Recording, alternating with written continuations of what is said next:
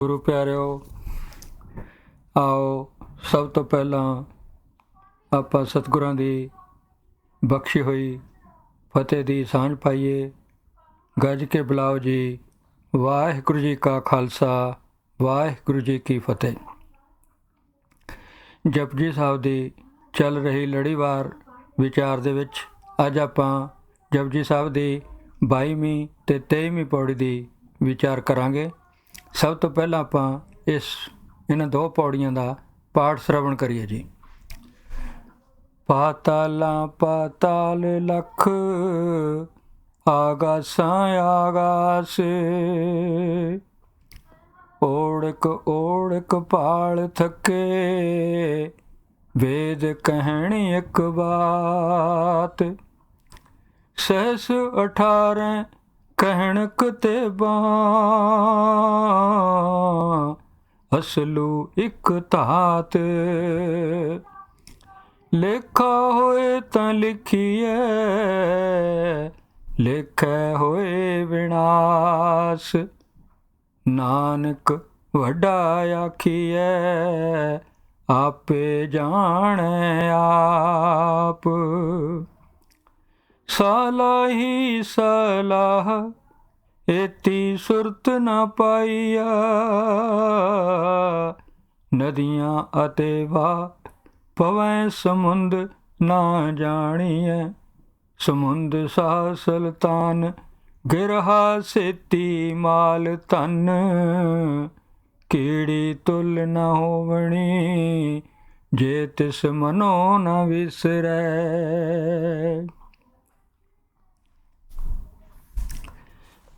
ਕਹਿੰਦੇ ਪਾਤਾਲਾਂ ਪਾਤਾਲ, ਇਹ ਅਸਲ ਵਿੱਚ ਹਾਲੇ ਤੱਕ ਇਹਨਾਂ ਪੌੜੀਆਂ ਦੇ ਵਿੱਚ ਸਤਿਗੁਰੂ ਆਪਣੇ ਹੁਕਮ ਦਾ ਜਿਹੜਾ ਪਸਾਰਾ, ਉਹਦਾ ਹੀ ਵਿਸਥਾਰ ਜਿਹੜਾ ਉਹਦਾ ਵਰਣਨ ਕਰ ਰਹੇ ਨੇ। ਉਹਦੇ ਬਾਰੇ ਆਪਾਂ ਨੂੰ ਦੱਸ ਰਹੇ ਨੇ ਕਿਵੇਂ ਜਿਹੜਾ ਸੰਸਾਰ ਆ ਇਹ ਕਿੰਨਾ ਵੱਡਾ ਅਤੇ ਕਿੰਨਾ ਉਹਦਾ ਹੁਕਮ ਕਿੰਨਾ ਵੱਡਾ।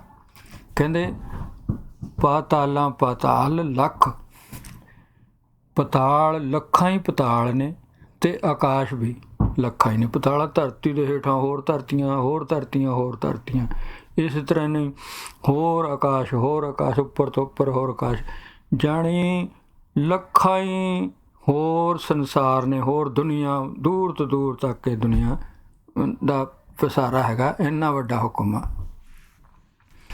ਓੜਕ ਓੜਕ ਭਾਲ ਥੱਕੇ, ਵੇਦ ਕਹਿਣ ਇੱਕ ਬਾਤ। ਓੜਕ ਮੈਨੇ ਅਖੀਰ ਤੱਕ, ਓੜਕ ਹੁੰਦਾ ਕਿਸੇ ਚੀਜ਼ ਦਾ ਸਿਰਾ ਜਦੋਂ ਆ ਜਾਂਦਾ ਨਾ, ਆਪਾਂ ਜਾਣੇ ਉਹ ਅਖੀਰਲਾ ਬੰਨਾ, ਅਖੀਰਲੇ ਬੰਨੇ ਤੱਕ। ਅਤੇ ਵੇਦ ਕਹਿਣ ਇੱਕ ਬਾਤ ਮੈਨੇ ਇੱਕੋ ਗੱਲ। ਕਹਿੰਦੇ ਵੇਦ ਵੀ ਇੱਕੋ ਹੀ ਗੱਲ ਕਹਿ ਰਹੇ ਨੇ ਕਿ ਓੜਕ ਓੜਕ ਅਖੀਰ ਤੱਕ ਅਸੀਂ ਭਾਲ ਕੇ ਥੱਕ ਗਏ ਹਾਂ, ਲੱਭ ਕੇ ਥੱਕ ਗਏ ਹਾਂ, ਇਹ ਪਰ ਉਹਦਾ ਅੰਤ ਨਹੀਂ ਆਉਂਦਾ। ਇਹ ਸੰਸਾਰ ਦਾ, ਇਹ ਉਹਦੀ ਸ੍ਰਿਸ਼ਟੀ ਦਾ, ਉਹਦੇ ਹੁਕਮ ਦਾ ਇਹ ਜਿਹੜਾ ਪਸਾਰਾ, ਉਹਦਾ ਕੋਈ ਅੰਤ ਨਹੀਂ। ਹੋਰ ਜਿੱਥੇ ਅਖੀਰਲੇ ਬੰਨੇ ਤੱਕ ਜਾਂਦੇ, ਓੜਕ ਤੱਕ ਜਾਂਦੇ, ਤਾਂ ਉਸ ਤੋਂ ਅੱਗੇ ਹੋਰ ਸ਼ੁਰੂ ਹੋ ਜਾਂਦਾ। ਹੋਰ ਉਹਦੇ ਓੜਕ ਤੱਕ ਜਾਂਦੇ ਹਾਂ ਤਾਂ ਹੋਰ ਉਹਦਾ ਬੰਨਾ ਹੋ ਨਹੀਂ, ਫਿਰ ਉਦੋਂ ਅੱਗੇ ਹੋਰ ਸ਼ੁਰੂ ਹੋ ਜਾਂਦਾ। ਮਤਲਬ ਅਖੀਰ ਤੱਕ ਭਾਲ ਥੱਕ ਗਏ ਪਰ ਕੋਈ ਅੰਤ ਨਹੀਂ ਪਾਇਆ। ਸਹਿਸ 18 ਕਹਿਣ ਕਤੇਬਾਂ, ਅਸਲੂ ਇੱਕ ਧਾਤ। ਸਹਿਸ ਮੈਨੇ 1000, 18 ਮੈਨੇ 18, 18,000। ਕਹਿਣ ਕਤੇਬਾਂ, ਕਤੇਬਾਂ ਮੈਨੇ ਜਿਹੜੀਆਂ ਧਾਰਮਿਕ ਕਿਤਾਬਾਂ ਨੇ ਇਸਲਾਮ ਦੀਆਂ, ਈਸਾਈ ਮਤ ਦੀਆਂ, ਉਹ ਜਿਹੜੀਆਂ ਕਿਤਾਬਾਂ ਨੇ ਉਹ ਵੀ ਇਹੀ ਕਹਿੰਦੀਆਂ ਨੇ। ਕੀ ਕਹਿੰਦੀਆਂ ਵੀ 18,000 ਆਲਮ ਨੇ। ਇਹ ਜਿਹੜੀਆਂ ਧਾਰਮਿਕ ਕਿਤਾਬਾਂ ਵੀ ਕਹਿੰਦੀਆਂ ਨੇ, ਉਹਨਾਂ ਦਾ ਮੰਨਣਾ ਹੈ ਕਿ 18,000 ਆਲਮ ਨੇ, 18,000 ਸੰਸਾਰ ਨੇ ਤੱਕ ਨੇ। ਪਰ ਕਹਿੰਦੇ ਅਸਲੂ ਇੱਕ ਧਾਤ, ਅਸਲੂ ਮੈਨੇ ਅਸਲ ਵਿੱਚ ਜਿਹੜਾ ਮੁੱਢ ਹੈ ਸਾਰਿਆਂ ਦਾ, ਇੱਕ ਧਾਤ, ਇੱਕ ਜਿਹੜਾ ਤੱਤ ਆ, ਜਿਹੜਾ ਇੱਕ ਉਹ ਅਕਾਲ ਪੁਰਖ ਹੈ। ਇੱਕੋ ਹੀ ਇੱਕ ਅਕਾਲ ਪੁਰਖ ਹੀ ਸਾਰਿਆਂ ਦਾ ਮੁੱਢ ਹੈ। ਜਾਣੀ ਜਿਹੜੀਆਂ ਕਿਤਾਬਾਂ, ਧਾਰਮਿਕ ਕਿਤਾਬਾਂ ਕਹਿੰਦੀਆਂ ਨੇ ਵੀ 18,000 ਆਲਮ ਨੇ, ਪਰ ਉਹ ਵੀ ਮੁੱਢ ਇੱਕ ਅਕਾਲ ਪੁਰਖ ਨੂੰ ਹੀ ਮੰਨਦੇ ਨੇ ਕਿ ਸਾਰਿਆਂ ਦਾ ਮੁੱਢ ਆ ਜਿਹੜਾ ਉਹ ਇੱਕ ਅਕਾਲ ਪੁਰਖ ਹੀ ਹੈ।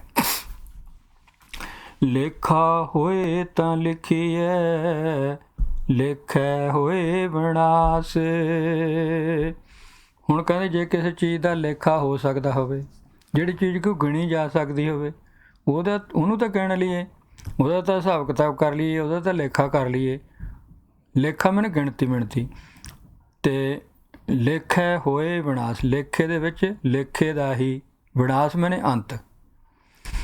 ਕਹਿੰਦੇ ਜਿਹਨੂੰ ਹਿਸਾਬ ਕਿਤਾਬ ਕਰਨ ਲੱਗਿਆਂ ਲੇਖੇ ਦਾ ਹੀ ਅੰਤ ਹੋ ਜਾਵੇ, ਗਿਣਤੀ ਹੋਈ ਮੁੱਕ ਜਾਵੇ, ਉਹਦੇ ਗਿਣਤੀ ਦੇ ਅੰਕ ਹੀ ਮੁੱਕ ਜਾਣ, ਉਹ ਇੰਨੀ ਵੱਡੀ ਹੋਵੇ ਜਾਂ ਇੰਨਾ ਵੱਡਾ ਉਹਦਾ ਲੇਖਾ ਹੋਵੇ ਕਿ ਗਿਣਤੀ ਦੇ ਅੰਕ ਹੀ ਮੁੱਕ ਜਾਣ। ਜਾਣੀ ਪਰਮਾਤਮਾ ਦਾ ਜਿਹੜਾ ਪਸਾਰਾ ਹੈਗਾ, ਇਹ ਸੰਸਾਰ ਆ ਜਿਹੜਾ, ਉਹਦਾ ਹੁਕਮ ਆ, ਉਹਦਾ ਐਡਾ ਵੱਡਾ ਪਸਾਰਾ ਕਿ ਲੇਖਾ ਹੋ ਹੀ ਨਹੀਂ ਸਕਦਾ ਉਸਦਾ। ਉਹ ਗਿਣਤੀ ਮਿਣਤੀ ਕਰਦਿਆਂ ਉਹਦਾ ਲੇਖਾ ਲਿਖਣ ਵੀ ਲੱਗ ਜਾਈਏ ਤਾਂ ਉਹਦਾ, ਸਾਡੀ ਗਿਣਤੀ ਦਾ ਅੰਤ ਹੋ ਜਾਂਦਾ, ਪਰ ਉਹ ਲੇਖਾ ਉਹਦਾ ਨਹੀਂ ਲਿਖ ਹੁੰਦਾ। ਨਾਨਕ ਵੱਡਾ ਆਖੀਐ, ਆਪੇ ਜਾਣੇ ਆਪ। ਗੁਰੂ ਨਾਨਕ ਪਾਤਸ਼ਾਹ ਕਹਿੰਦੇ ਕਿ ਸਾਨੂੰ ਇਹਨਾਂ ਗਿਣਤੀਆਂ ਮਿਣਤੀਆਂ ਦੇ ਚੱਕਰ 'ਚ ਨਹੀਂ, ਇਹਨਾਂ ਦੇ ਅੰਤ ਤੱਕ ਲੱਭਣ ਤੱਕ ਨਹੀਂ ਜਾਣਾ ਚਾਹੀਦਾ। ਸਾਨੂੰ ਤਾਂ ਕੀ ਕਹਿੰਦੇ, ਵੱਡਾ ਆਖੀਏ, ਉਹਨੂੰ ਵੱਡਾ ਆਖਣਾ ਬਣਦਾ। ਉਸ ਅਕਾਲ ਪੁਰਖ ਨੂੰ ਵੱਡਾ ਕਹੀ ਚਲੀਏ, ਵੱਡਾ ਕਹੀ ਚਲੀਏ। ਆਪੇ ਜਾਣੇ ਆਪ, ਉਹ ਕਿੰਨਾ ਕੁ ਵੱਡਾ, ਉਹ ਆਪਣੇ ਆਪ ਨੂੰ ਆਪ ਹੀ ਜਾਣਦਾ। ਸਾਡਾ ਤਾਂ ਇਹੀ ਹੈ ਕਿ ਅਸੀਂ ਉਹਨੂੰ ਵੱਡਾ ਕਹੀਏ, ਉਹਨੂੰ ਹੁਕਮ ਮੰਨੀਏ, ਉਹਦੇ ਭਾਣੇ 'ਚ ਰਹੀਏ, ਉਹਦਾ ਜਿਹੜਾ ਹੁਕਮ ਆ ਉਹਦੇ ਅਨੁਸਾਰ ਚੱਲੀਏ, ਇਹਦੇ ਵਿੱਚ ਹੀ ਸਾਡਾ ਭਲਾ। ਆਪਾਂ ਉਹਦਾ ਅੰਤ ਪਾਉਣ ਵੱਲ ਨੂੰ ਨਾ ਤੁਰੀਏ।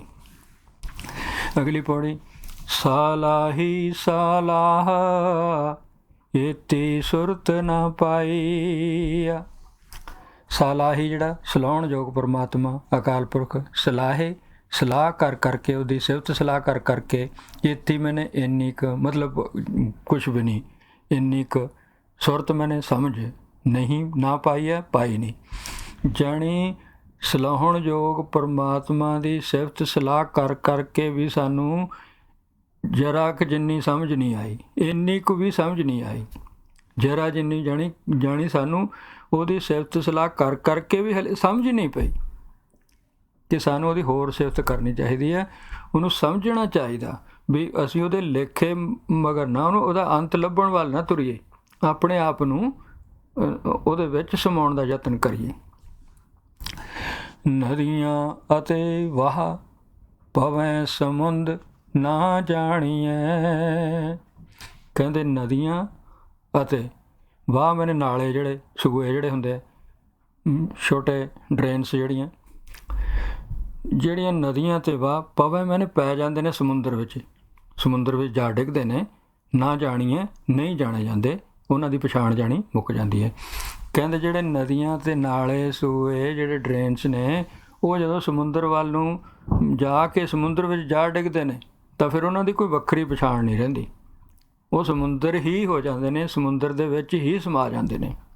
ਇਸੇ ਤਰ੍ਹਾਂ ਹੀ ਸਾਨੂੰ ਕੀ ਆ, ਅਸੀਂ ਉਸ ਅਕਾਲ ਪੁਰਖ ਵੱਲ ਨੂੰ ਤੁਰੀਏ ਤਾਂ ਸਹੀ, ਉਹ ਸਮੁੰਦਰ ਆ ਜਿਹੜਾ ਗੁਣਾਂ ਦਾ ਅਕਾਲ ਪੁਰਖ, ਉਹਦੇ ਵੱਲ ਨੂੰ ਤੁਰੀਏ ਤਾਂ ਸਹੀ। ਜਦੋਂ ਅਸੀਂ ਉਹਦੇ ਵੱਲ ਨੂੰ ਤੁਰਾਂਗੇ, ਉਹਦੇ ਵਿੱਚ ਹੀ ਸਮਾ ਜਾਵਾਂਗੇ, ਫਿਰ ਸਾਡੀ ਵੱਖਰੀ ਪਛਾਣ ਨਹੀਂ ਰਹੇਗੀ, ਸਾਨੂੰ ਵੱਖਰੀ ਪਛਾਣ ਦੀ ਲੋੜ ਹੀ ਨਹੀਂ ਪਊਗੀ। ਆਪਾਂ ਉਹਦੇ ਵਿੱਚ ਹੀ ਸਮਾ ਗਏ, ਉਹਦੇ ਵਰਗੇ ਹੀ ਹੋ ਜਾਵਾਂਗੇ। ਤੁਰੀਏ ਤਾਂ ਸਹੀ ਨਾ, ਉਸ ਅਕਾਲ ਗੁਣਾਂ ਦੇ ਸਮੁੰਦਰ ਆ ਜਿਹੜਾ ਅਕਾਲ ਪੁਰਖ, ਉਸ ਵੱਲ ਨੂੰ ਨਦੀਆਂ ਨਾਲਿਆਂ ਵਾਂਗ ਤੁਰੀਏ, ਉਹਦੇ ਵਿੱਚ ਜਾ ਕੇ ਸਮਾਈਏ, ਉਹਦੇ 'ਚ ਡਿੱਗੀਏ, ਫਿਰ ਸਾਡੀ ਸਮਾਪਤੀ ਹੋ ਜਾਊਗੀ। ਉਹਦੇ ਵਿੱਚ ਪੈਣਾ ਕੀ, ਉਹਦੇ ਵੱਲ ਤੁਰਨਾ ਕੀ ਹੈ, ਉਹਦੇ ਹੁਕਮ ਨੂੰ ਸਮਝਣਾ, ਉਹਦੇ ਹੁਕਮ ਨੂੰ ਮੰਨਣਾ, ਉਹਦੇ ਭਾਣੇ 'ਚ ਰਹਿਣਾ। ਸਮੁੰਦ ਸਾਹ ਸੁਲਤਾਨ ਗਿਰਹਾ ਸੇਤੀ ਮਾਲ ਧਨ। ਕਹਿੰਦੇ ਜਿਹੜੇ ਸਮੁੰਦਰਾਂ ਦੇ ਬਾਦਸ਼ਾਹ ਨੇ, ਸੁਲਤਾਨ ਨੇ, ਸਮੁੰਦਰ ਸ਼ਾਹ, ਸਮੁੰਦਰਾਂ ਦੇ ਸ਼ਾਹ ਸੁਲਤਾਨ ਬਾਦਸ਼ਾਹ ਨੇ ਜਿਹੜੇ, ਗਿਰਹਾ ਮੈਨੇ ਪਹਾੜ, ਸੇਤੀ ਮੈਨੇ ਉਹਦੇ ਵਰਗੇ ਵੱਡੇ ਵੱਡੇ ਪਹਾੜਾਂ ਜਿੱਡੇ, ਮਾਲ ਧਨ। ਕਹਿੰਦੇ ਸਮੁੰਦਰਾਂ ਦੇ ਜਿਹੜੇ ਬਾਦਸ਼ਾਹ ਨੇ, ਉਹਨਾਂ ਕੋਲੇ ਪਹਾੜਾਂ ਜਿੱਡੇ ਜਿੱਡੇ ਮਾਲ ਧਨ ਦੇ ਢੇਰ ਲੱਗੇ ਹੋਏ ਨੇ, ਮਾਲ ਧਨ ਦੇ ਪਹਾੜਾਂ ਜਿਹੜੇ ਜਿਹੜੇ ਢੇਰ ਲੱਗੇ ਹੋਏ ਨੇ। ਜਾਣੀ ਉਹਨਾਂ ਕੋਲੇ ਪਹਾੜਾਂ ਜਿਹੜੇ ਜਿਹੜੇ ਧਨ ਦੌਲਤ ਦੇ ਖਜ਼ਾਨੇ ਭਰੇ ਪਏ ਨੇ। ਢੇਰ ਲੱਗ ਪਹਾੜਾਂ ਜਿਹੜੇ ਜਿਹੜੇ ਮਾਲ ਧਨ ਦੇ ਢੇਰ ਲੱਗੇ ਹੋਏ ਨੇ, ਜਿਹੜੇ ਸਮੁੰਦਰਾਂ ਦੇ ਬਾਦਸ਼ਾਹ ਨੇ। ਪਰ ਸਤਿਗੁਰੂ ਕਹਿੰਦੇ ਕੀੜੀ ਤੁਲ ਨਾ ਹੋਵਣੀ, ਜੇ ਤਿਸ ਮਨੋ ਨਾ ਵਿਸਰੈ। ਕਹਿੰਦੇ ਉਹ ਕੀੜੀ ਜਿਹਦੇ ਮਨ ਵਿੱਚ, ਜਿਹਨੂੰ ਪ੍ਰਮਾਤਮਾ ਨਹੀਂ ਭੁੱਲਦਾ, ਜਿਹਨੂੰ ਅਕਾਲ ਪੁਰਖ ਨਹੀਂ ਭੁੱਲਦਾ, ਜਿਹੜੀ ਅਕਾਲ ਪੁਰਖ ਨੂੰ ਭੁੱਲਦੀ ਨਹੀਂ, ਜਿਹਨੇ ਅਕਾਲ ਪੁਰਖ ਨੂੰ ਆਪਣੇ ਅੰਦਰ ਵਸਾ ਲਿਆ, ਉਹਦੇ ਜਿੱਡਾ ਕੋਈ ਹੋ ਹੀ ਨਹੀਂ ਸਕਦਾ। ਉਹਦੇ ਜਿੱਡਾ ਕੋਈ ਇਹ ਬਾਦਸ਼ਾਹ ਨਹੀਂ ਹੋ ਸਕਦੇ। ਸਮੁੰਦਰਾਂ ਦੇ ਬਾਦਸ਼ਾਹ ਵੀ ਉਹਦੇ ਮੁਕਾਬਲੇ 'ਤੇ ਤੁੱਲ ਨੇ, ਬਰਾਬਰ ਨਹੀਂ ਹੈ। ਇੱਕ ਜਣੇ ਇੰਨੀ ਵਡਿਆਈ ਦਿੰਦੇ ਨੇ ਕਿ ਪਰਮਾਤਮਾ, ਕਿ ਜਿਹਨੇ ਅਕਾਲ ਪੁਰਖ ਨੂੰ ਜਾਂ ਉਹਦੇ ਹੁਕਮ ਨੂੰ ਮੰਨ ਲਿਆ, ਉਹਦੇ ਹੁਕਮ ਨੂੰ ਭੁੱਲਦਾ ਨਹੀਂ, ਉਹਦੇ ਨਿਯਮ ਵਿੱਚ ਚੱਲਦਾ, ਉਹਦੇ ਨਾਲ ਪ੍ਰਤੀਤ ਬਣਾ ਲਈ, ਉਹਦੇ 'ਤੇ ਭਰੋਸਾ ਬਣਾ ਲਿਆ, ਉਹ ਭਾਵੇਂ ਛੋਟਾ ਵੀ ਹੋਵੇ, ਕੀੜੀ ਵਰਗਾ ਵੀ, ਪਰ ਉਹਦੇ ਅੰਦਰ ਇੰਨੀ ਕੁ ਸ਼ਕਤੀ ਹੁੰਦੀ ਹੈ ਕਿ ਉਹ ਸਮੁੰਦਰਾਂ ਦੇ ਬਾਦਸ਼ਾਹ ਨੂੰ ਵੀ, ਉਹਨਾਂ ਦੇ ਖਜ਼ਾਨਿਆਂ, ਜਿਹੜੀ ਮਾਲ ਦੌਲਤ ਧਨ ਹੈ, ਉਹਦੀ ਵੀ ਪਰਵਾਹ ਨਹੀਂ ਕਰਦਾ। ਉਹ ਨਿਡਰ ਹੋ ਜਾਂਦਾ। ਉਹ ਫਿਰ ਜਿਹੜੇ ਵੱਡੇ ਵੱਡੇ ਜਿਹੜੀਆਂ ਪਾਵਰਾਂ ਵਾਲੇ ਨੇ, ਸ਼ਕਤੀਆਂ ਵਾਲੇ ਨੇ, ਬਾਦਸ਼ਾਹ ਸੁਲਤਾਨ ਨੇ ਜਿਹੜੇ, ਉਹਨਾਂ ਤੋਂ ਵੀ ਨਹੀਂ ਡਰਦਾ। ਉਹ ਫਿਰ ਉਹਨਾਂ ਦੀ ਪ੍ਰਭਾਵ ਨਹੀਂ ਕਰਦਾ ਹੈਗਾ। ਇੰਨੀ ਕੁ ਸ਼ਕਤੀ ਪਰਮਾਤਮਾ ਨੂੰ ਮੰਨਣ ਵਾਲੇ, ਉਹਦੇ ਹੁਕਮ ਮੰਨਣ ਵਾਲੇ ਵਿੱਚ ਆ ਜਾਂਦੀ ਹੈ, ਭਾਵੇਂ ਉਹ ਕੀੜੀ ਵਰਗਾ ਹੀ ਹੋਵੇ। ਪਰ ਸਮੁੰਦਰਾਂ ਜਿਹੜੇ ਵੱਡੇ ਵੱਡੇ ਬਾਦਸ਼ਾਹ ਨੇ, ਉਹਨਾਂ ਦੀ ਵੀ ਉਹ ਪ੍ਰਵਾਹ ਨਹੀਂ ਕਰਦਾ। ਇਸ ਤਰ੍ਹਾਂ ਇਹਦੇ 'ਚ ਸਾਨੂੰ ਸਿੱਖਿਆ ਕੀ ਮਿਲਦੀ ਹੈ ਕਿ ਅਸੀਂ ਹੁਕਮ ਮੰਨ ਕੇ, ਪਾਣਾ ਮੰਨ ਕੇ, ਉਸ ਦੇ ਨਿਯਮ ਵਿੱਚ ਰਹਿ ਕੇ, ਪ੍ਰਭੂ ਦੇ ਗੁਣ ਜਿਹੜੇ ਨੇ ਉਹਨਾਂ ਨੂੰ ਆਪਣੇ ਅੰਦਰ ਧਾਰ ਕੇ ਇਹ ਤੁਰਨਾ, ਪ੍ਰਭੂ ਦੇ ਗੁਣਾਂ ਦੇ ਸਮੁੰਦਰ ਵੱਲ ਨੂੰ ਤੁਰਨਾ ਹੈ। ਜਦੋਂ ਅਸੀਂ ਇਹ ਕਰਾਂਗੇ, ਫਿਰ ਸਾਡਾ ਜ਼ਿੰਦਗੀ ਹੈ ਜਿਹੜੀ, ਉਹ ਫਿਰ ਅਸੀਂ ਸਮੁੰਦਰ ਆ ਜਿਹੜੇ, ਅਸੀਂ ਨਦੀ ਨਾਲਿਆਂ ਵਾਂਗ ਹਾਂ, ਅਤੇ ਉਹ ਸਮੁੰਦਰ 'ਚ ਜਾ ਡਿੱਗਾਂਗੇ ਤਾਂ ਸਾਡੀ ਪਹਿਚਾਣ ਨਹੀਂ ਰਹੇਗੀ। ਜੇ ਅੱਜ ਦੁਨੀਆ ਦੇ ਵਿੱਚ ਪਛਾਣ ਬਣਾਉਣ ਦੀ ਲੱਗੀ ਹੋਈ ਹੈ ਕਿ ਮੇਰੀ ਪਹਿਚਾਣ ਹੋ ਜਾਵੇ, ਮੇਰੀ ਪਹਿਚਾਣ ਹੋ ਜਾਵੇ। ਉਹ ਪਰ ਬਈ ਪਹਿਚਾਣ ਤਾਂ ਜਦ ਪਰਮਾਤਮਾ ਤੋਂ ਵੱਡੀ ਕੀ ਪਹਿਚਾਣ? ਜਦੋਂ ਤੁਸੀਂ ਪਰਮਾਤਮਾ ਦੇ ਅਕਾਲ ਪੁਰਖ ਦੇ ਵਿੱਚ ਹੀ ਸਮਾ ਗਏ, ਫਿਰ ਕਿਹੜੀ ਪਹਿਚਾਣ ਦੀ ਲੋੜ ਆ? ਇਹੀ ਤਾਂ ਮਕਸਦ ਹੈ ਜ਼ਿੰਦਗੀ ਦਾ, ਅਕਾਲ ਪੁਰਖ ਦੇ ਵਿੱਚ ਸਮਾ ਜਾਣਾ, ਉਹਦੇ ਗੁਣਾਂ ਨੂੰ ਆਪਣੇ ਵਿੱਚ ਸਮਾ ਲੈਣਾ। ਜੇ ਤੁਸੀਂ ਭਾਵੇਂ ਛੋਟੇ ਹੋ, ਪਰ ਜੇ ਤੁਸੀਂ ਉਹਦੇ ਗੁਣਾਂ ਨੂੰ ਆਪਣੇ ਅੰਦਰ ਸਮਾ ਲਿਆ, ਫਿਰ ਤੁਹਾਡੇ ਵਰਗਾ ਕੋਈ ਹੈ ਹੀ ਨਹੀਂ। ਫਿਰ ਤੁਸੀਂ ਬਾਦਸ਼ਾਹ ਤੋਂ ਵੀ ਵੱਡੇ ਹੋ, ਫਿਰ ਤੁਸੀਂ ਪਾਤਸ਼ਾਹ ਦੇ ਪਾਤਸ਼ਾਹ ਹੋ। ਫਿਰ ਤੁਹਾਨੂੰ ਕਿਸੇ ਤੋਂ, ਫਿਰ ਤੁਹਾਡੇ ਨਾਲ ਡਰ, ਈਰਖਾ, ਬੈਰ ਕੋਈ ਰਹਿ ਹੀ ਨਹੀਂ ਜਾਂਦਾ। ਫਿਰ ਵਿਚਾਰੇ ਪ੍ਰਭੂ ਦੇ ਗੁਣ ਹੀ ਆ ਜਾਂਦੇ। ਫਿਰ ਤੁਹਾਡੀ ਪਹਿਚਾਣ ਆ ਜਿਹੜੀ ਸਭ ਤੋਂ ਵੱਡੀ ਹੋ ਜਾਂਦੀ ਹੈ। ਇਸ ਕਰਕੇ ਸਤਿਗੁਰੂ ਸਾਡੇ 'ਤੇ ਕਿਰਪਾ ਕਰਨ, ਸਾਨੂੰ ਵੀ ਇਹ ਤੁਰਨਾ ਆ ਜਾਵੇ, ਸਾਨੂੰ ਵੀ ਉਸ ਪਾਸੇ ਵੱਲ ਨੂੰ, ਪ੍ਰਭੂ ਦੇ ਜਿਹੜਾ ਸਮੁੰਦਰਾਂ ਦਾ ਗੁਣਾਂ ਦਾ ਸਮੁੰਦਰ ਆ ਪਰਮਾਤਮਾ, ਉਸ ਵੱਲ ਨੂੰ ਅਸੀਂ ਛੋਟੇ ਛੋਟੇ ਨਦੀਆਂ ਨਾਲਿਆਂ ਵਾਂਗੂ ਤੁਰਨਾ ਤਾਂ ਸਿੱਖੀਏ। ਅਸੀਂ ਕੀੜੀ ਵਾਂਗ ਉਸ ਪਰਮਾਤਮਾ ਨੂੰ ਅੰਦਰ ਵਸਾ ਕੇ ਤਾਂ ਦੇਖੀਏ, ਫਿਰ ਸਾਡੇ ਜਿਹੜੀ ਆ ਅਵਸਥਾ ਕੀ ਹੋਵੇਗੀ, ਫਿਰ ਅਸੀਂ ਉਹਦੇ ਵਿੱਚ ਸਮਾ ਜਾਵਾਂਗੇ। ਇਹੀ ਜ਼ਿੰਦਗੀ ਦਾ ਮਨੋਰਥ ਹੈ ਕਿ ਅਕਾਲ ਪੁਰਖ ਦੇ ਵਿੱਚ ਸਮਾ ਜਾਣਾ, ਉਹਦੇ ਗੁਣਾਂ ਨੂੰ ਆਪਣੇ ਅੰਦਰ ਧਾਰਨ ਕਰਕੇ, ਉਹਦੇ ਹੁਕਮ ਨੂੰ ਮੰਨ ਕੇ। ਇਹੀ ਸਭ ਤੋਂ ਵੱਡੀ ਹੈ, ਨਾ ਕਿ ਅਸੀਂ ਉਹਦਾ ਅੰਤ ਪਾਉਣ ਵੱਲ ਤੁਰੇ ਰਹੀਏ ਕਿ ਉਹ ਐਡਾ ਵੱਡਾ। ਸਾਡਾ ਤਾਂ ਕੰਮ ਹੈ ਕਿ ਉਹਨੂੰ ਵੱਡਾ ਮੰਨ ਕੇ ਉਹਦੇ ਹੁਕਮ 'ਚ ਤੁਰ ਪਈਏ, ਉਹਦੇ ਲੇਖੇ ਨਾ ਗਿਣੀਏ, ਕਿ ਉਹਨੂੰ ਲੱਭਣ ਨਾ ਤੁਰੀਏ। ਉਹ ਆਪਣੇ ਅੰਦਰ ਹੀ ਹੈ, ਆਪਣੇ ਅੰਦਰੋਂ ਹੀ ਲੱਭਣਾ ਉਸਨੂੰ। ਹਰ ਇੱਕ, ਕੋਈ ਜ਼ਰਰਾ, ਕੋਈ ਕਤਰਾ, ਕੋਈ ਚੀਜ਼ ਖਾਲੀ ਨਹੀਂ ਹੈ ਉਸ ਦੀ ਸ਼ਕਤੀ ਤੋਂ ਬਿਨਾਂ।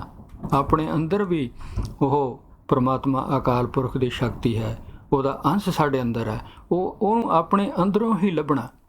ਜਦੋਂ ਆਪਣੇ ਅੰਦਰੋਂ ਲੱਭ ਲਿਆ, ਉਹ ਅੰਦਰਲਾ ਸਾਡੇ ਨਾਲ ਮਿਲ ਗਿਆ, ਜਾਗ ਪਿਆ। ਸਤਿਗੁਰ ਕੈ ਜਨਮੈ ਗਵਨ ਮਟਾਇਆ। ਸਾਡੇ ਅੰਦਰੋਂ ਹੀ ਸਤਿਗੁਰ ਨੇ ਪੈਦਾ ਹੋਣਾ। ਸਤਿਗੁਰ ਦਾ ਜਨਮ ਸਾਡੇ ਅੰਦਰੋਂ, ਕਿਉਂਕਿ ਸਤਿਗੁਰ ਸਾਡੇ ਅੰਦਰ ਆ। ਉਸ ਨੇ ਜਦੋਂ ਜਨਮ ਲੈ ਲਿਆ, ਫਿਰ ਸਾਡਾ ਗਵਨ ਆ ਜਿਹੜਾ ਆਉਣ ਜਾਣ ਦਾ ਚੱਕਰ ਆ, ਜਾਂ ਜਿਹੜਾ ਇਹ ਭਟਕਣਾ ਦਾ ਚੱਕਰ ਆ, ਜਿਹੜਾ ਇਹ ਮੁੱਕ ਜਾਊਗਾ, ਅਤੇ ਅਸੀਂ ਪ੍ਰਭੂ ਦੇ ਨਾਲ ਸਾਡਾ ਮੇਲ ਹੋ ਜਾਊਗਾ, ਅਤੇ ਇਸ ਜ਼ਿੰਦਗੀ ਹੈ ਜਿਹੜੀ ਸਾਡੀ ਸਫਲ ਹੋ ਜਾਊਗੀ। ਅੱਜ ਇੰਨਾ ਹੀ। ਭੁੱਲਾਂ ਚੁੱਕਾਂ ਦੀ ਖਿਮਾ, ਢੇਰ ਸਾਰਾ ਪਿਆਰ ਤੇ ਸਤਿਕਾਰ। ਬੁਲਾਓ ਜੀ ਫਤਿਹ। ਵਾਹਿਗੁਰੂ ਜੀ ਕਾ ਖਾਲਸਾ, ਵਾਹਿਗੁਰੂ ਜੀ ਕੀ ਫਤਿਹ।